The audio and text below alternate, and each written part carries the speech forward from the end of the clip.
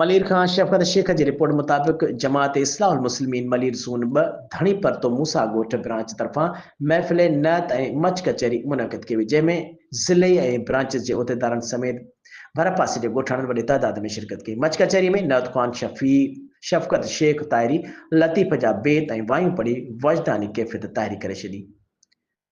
जॾहिं त ख़लीफ़ा सईद चांडियो ताहिरी, जहांज़ेब ताहिरी, अनवर शेख ताहिरी, बरकत चन्ना ताहिरी ऐं ॿियनि तरफ़ां मनक़बतुनि ऐं नअतनि पढ़ण जा नज़राना पिणु पेश कया विया। उन मौक़े ते ख़िताब कंदे अल्लामा मौलाना ख़लीफ़ा मोहम्मद इरशाद जोखियो ताहिरी ख़िताब कंदे चयो त सूफ़ी बुज़ुर्ग सॼण साईं खां सॼी दुनिया फैज़ हासिल करे रही आहे। दुनिया जे 72 खां वधीक मुल्कनि में जमात इस्लाहुल मुस्लिमीन ऐं रूहानी तलबा जमात जूं ब्रांचिस आहिनि। हुन चयो त असां सिंध जा माण्हू ख़ुशनसीब आहियूं जो असां वटि सॼण साईं जहिड़ा औलिया अल्लाह मौजूद आहिनि। आख़िर में जमात इस्लाहुल मुस्लिमीन ऐं रूहानी तलबा जमात धणी परते मूसा ॻोठ ब्रांच जे सिलेक्शन पिणु कई वई ऐं आलम इस्लाम जे लाइ इज्तिमाही दुआ घुरी वई।